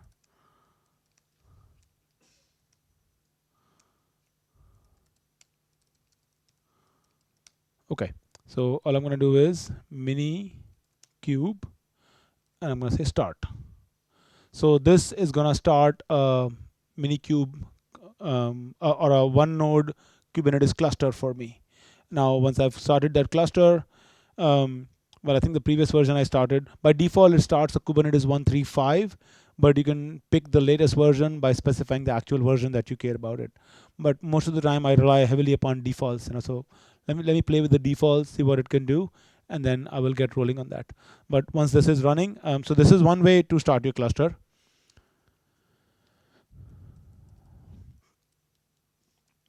Or I have this repo called as Kubernetes Java sample, where again it's just like Docker Java labs. This is a Kubernetes Java lab essentially. It talks about how you can start a Kubernetes cluster, and there's a workshop document here, which is again self-paced workshop that you can follow along on how do I build a Kubernetes application, how do I start a multi-container application, how do I start a cluster, how do I configure it. So if you look at the software setup here, it says where you can download Minikube, you need kubectl separately. So it talks about that. How do you start the cluster? This cluster is ready, but let me open up a new directory here, and I'm gonna go to Kubernetes 1.4 directory. Alternatively, you could download it, the Kubernetes tar.gz from github.com/kubernetes/kubernetes. And what that gives you is this directory here. And here I got this script called as kubeup.sh. This is the script that actually starts my cluster essentially. And I can set up my Kubernetes provider, in which case if I set up my Kubernetes provider to be Amazon or AWS, it starts up my script called as config default to configure the defaults for Amazon. So you can start setting, okay, I want the master size, what my AMI is going to look like, how many number of nodes I want. By default, it creates a 4-node cluster. What zone do I want? By default, is configured to US West 2A. So this is Western United States or Oregon particularly. So you can start looking at this script and seeing, okay, show me what environment variables can I set up here. So the way typically I start up my cluster is I say num nodes 2. I just want a 2-node cluster. So one master, 2 nodes. I can say node size is M3 medium. That's all right for me. I can say Kubernetes provider is AWS, and I fire up the script. If I run this, then this basically easily creates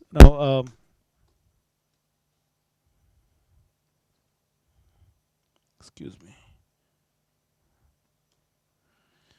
This easily creates a 2-node cluster with each node being of this size, and you can find complete detailed instructions over here. Okay, so now get rid of this window here. My Kubernetes cluster is ready, so I can say kubectl cluster info. Oh, you know what? I think it's a. Let's do this way.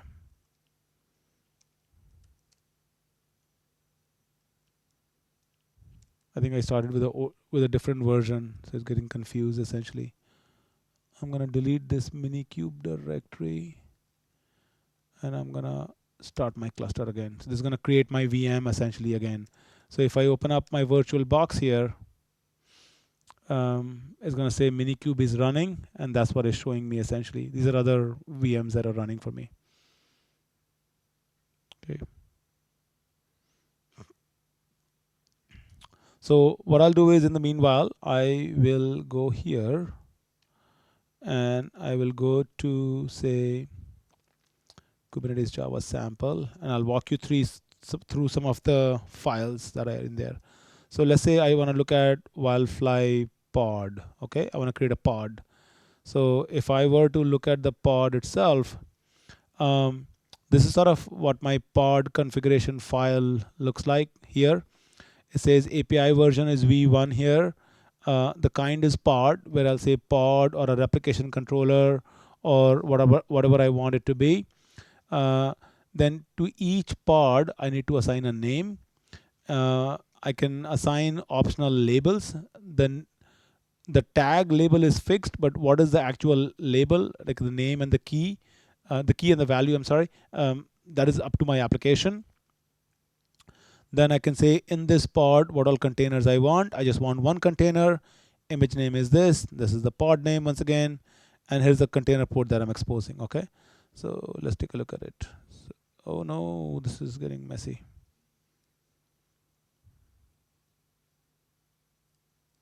Okay, let's do this way.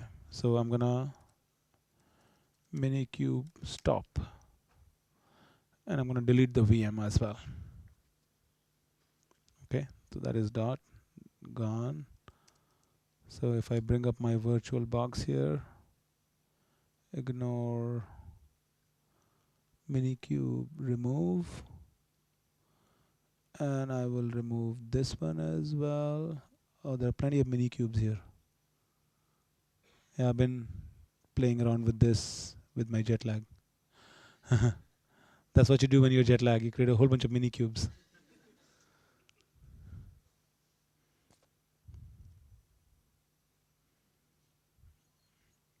That's why it was getting confused. Okay.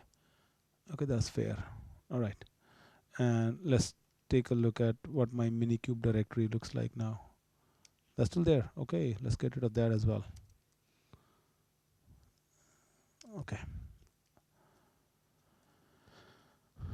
So let's start it again. All right, so that's my pod. So essentially, once the cluster is up, then I can show you how I can easily create a pod there. Let's take a look at Wildfly RC, which is my replication controller. Now here I'm saying API version is same. I'm going to create a new replication controller. I'm giving it some labels.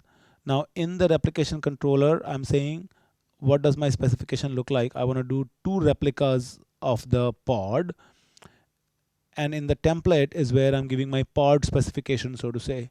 And I'm saying, okay, here each pod that is going to be created by this cookie cutter recipe will have this label.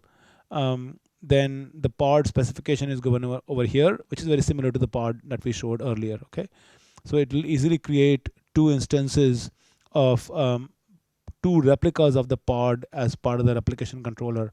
So if I kill one pod, Kubernetes cluster will automatically bring back another pod for me. So let's see what's happening here. Okay, so this is good, looking good now. So let me move this thing a little bit here. Okay, so if I say kubectl cluster info, okay, this is looking good. Awesome. So this is where it is. So what I'm going to do is I'm going to go to Kubernetes Java sample.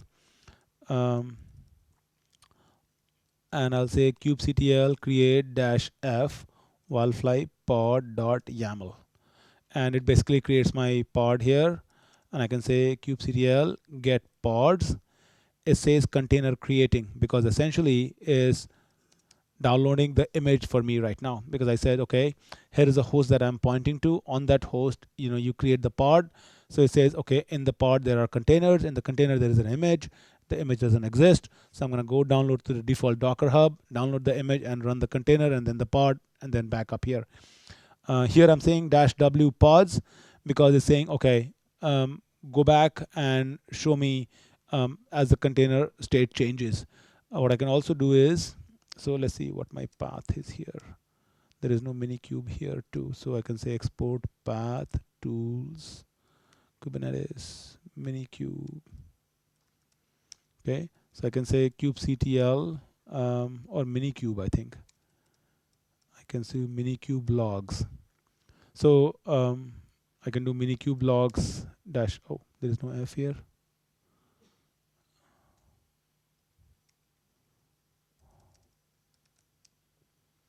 Yeah, it's still early. Yeah, it's not showing me. Um, I was hoping it'll trail the logs for me, but essentially I can start looking at it. What is really happening while I'm waiting for it. Whether it's pulling the image or something else is happening. But this is sort of the um, log coming from the Kubernetes cluster for me. Okay, so if I go back into this tab once again, okay, so this pod is now running for me. That's pretty cool. Okay, so now let me stop it here, and I'm going to say kubectl dashboard. Okay, oh, minikube dashboard.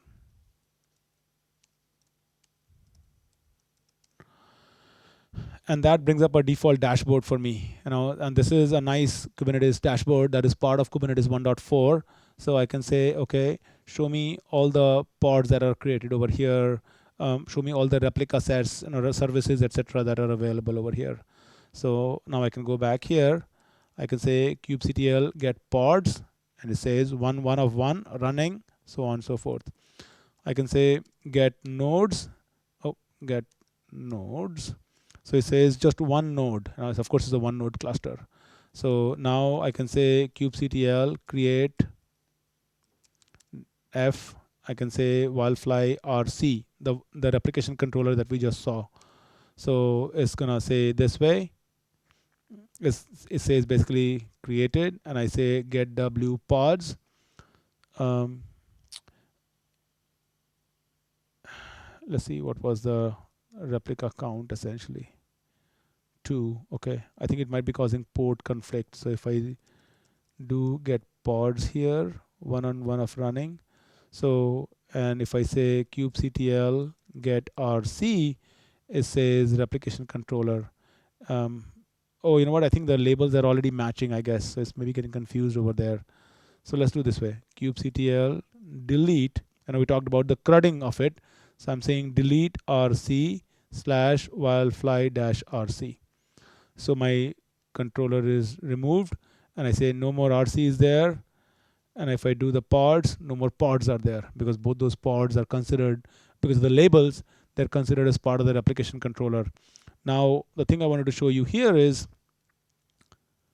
if I create the wildfly RC again, and I say get the pods, is creating the containers, and both are running. So if I get the pods, both are running.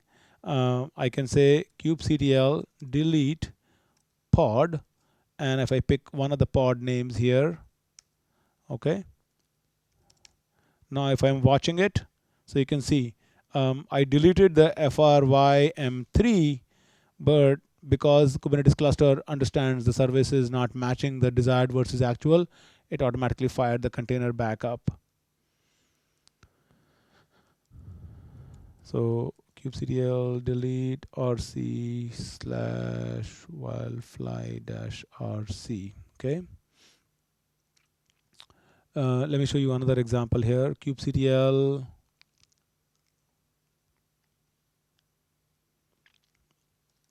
let me show a simple file here. I'm going to create -f. Let's take a look at this Java, well, in this tab here. It's a bigger font. So if I look at this file here, in this file I'm saying create a replication controller, name, label, just one replica, and use the image Arun Gupta slash Java EE7HOL. This is a simple hands-on lab that I wrote when I was at Oracle for creating Java EE7 applications. But essentially, this one image brings up your wildfly, deploys the war file in there, talks to the in-memory database, and does all the rest operations for you. So you can do all sorts of fancy stuff. This is nothing fancy anyway, but you can easily build that application as a Docker image and then run that as a replication controller as well. So if I do kubectl get w pods, it says, okay, this is running here, okay? Now, by default, all the resources that I create are accessible only within the cluster. They all have an IP address. So for example, I can say kubectl describe. I can give it the pod name. So it's going to give me more details about the pod itself. that all right, um, that is in the namespace default, what the start time is, what the labels are, what the status is, what the IP address is. But this IP address is only within the cluster. If I want, I can expose this as a service outside the cluster, and that capability we do have exists. It talks about the different event changes, how it went from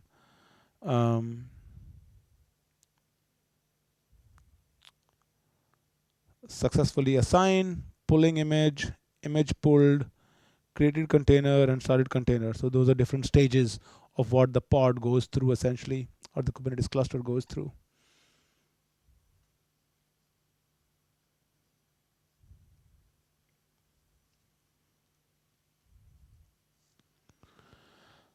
I think I'll just cover a couple of more slides here. No, I mean, we can talk about it for hours anyway.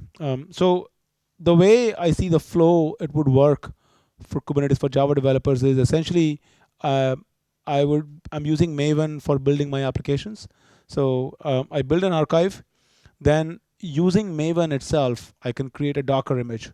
There is a Fabricate Maven plugin, which is well integrated with Docker. So you can say Docker push, Docker build, Docker run, all of that can be done from within Maven builds itself. You can push to Docker Hub. So the way I showed you the builder, the CI/CD pipeline.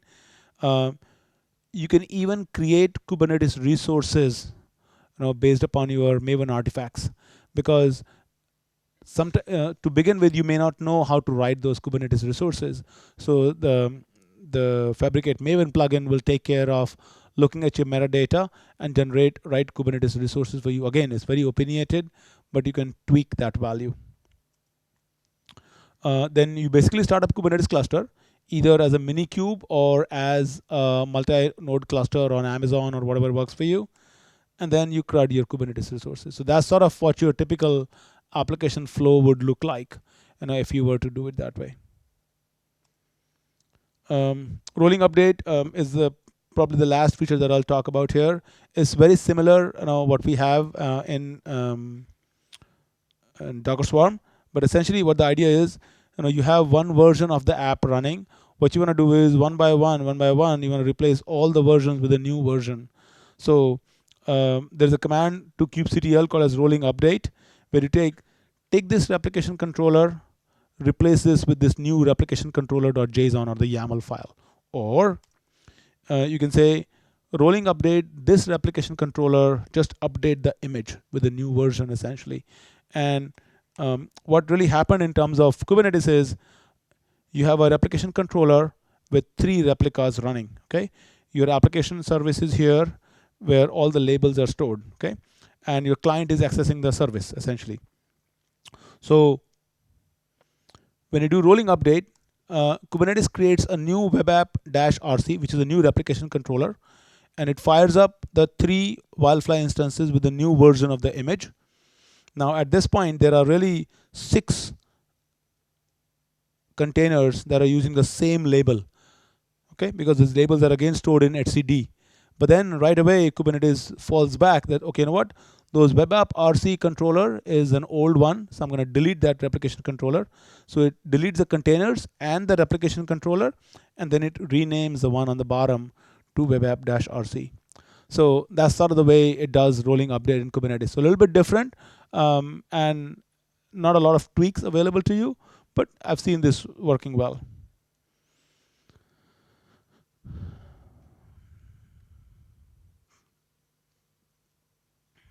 So I can talk about it for a couple of hours, but I think the key part that you want to look at here is everything I talked about today is available at Kubernetes Java sample. That's sort of the GitHub repo here, and which is not coming up. It's trying to resolve the host. So when it does it, so anyway, this is Kubernetes Java sample.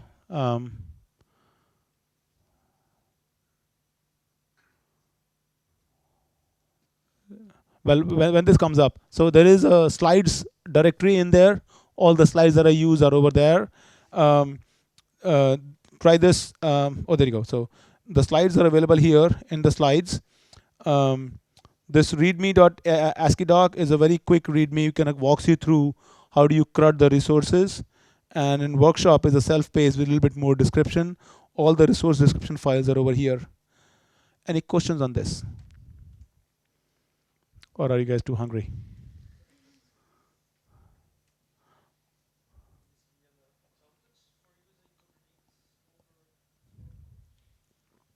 Absolutely.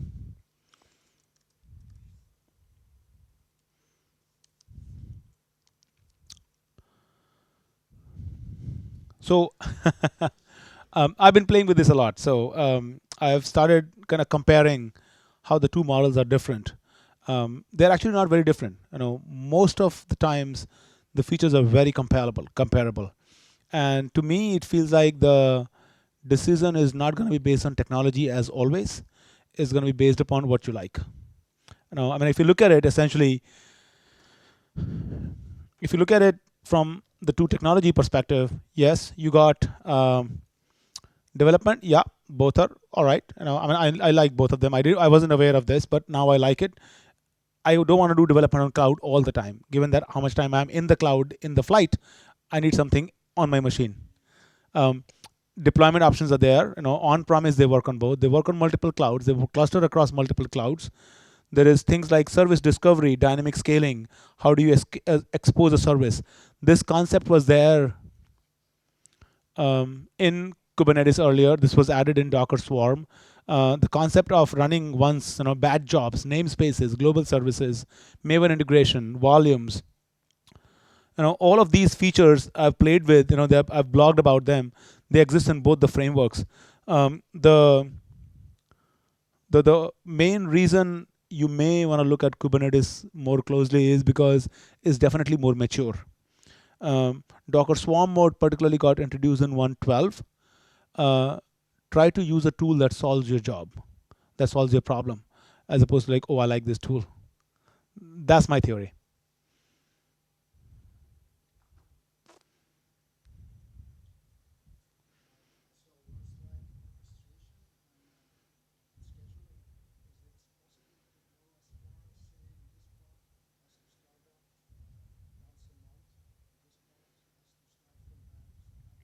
Yeah, yeah, absolutely. So there is concept called as jobs essentially, and I think there is a comparison for that. Yeah, I should maybe add something like scheduled job here, and that's exactly what I was working on early yesterday. So you can say you can start, scheduled job. Now the way resources work in Kubernetes is they have a version. V1 means this is solid. Then there are extensions which are V1 alpha, V1 beta. That means they can change because they're still in extensions. So the people typically don't use until they become solid and part of V1. But there's a concept called a scheduled job, which is I think Alpha 1 introduced in Kubernetes 1.4, where you can start specifying like a cron tab. How often do you want to come up and when do you want to come up? And then if you want to do that for Docker, then of course you can spin up your own cron tab and say Docker run blah.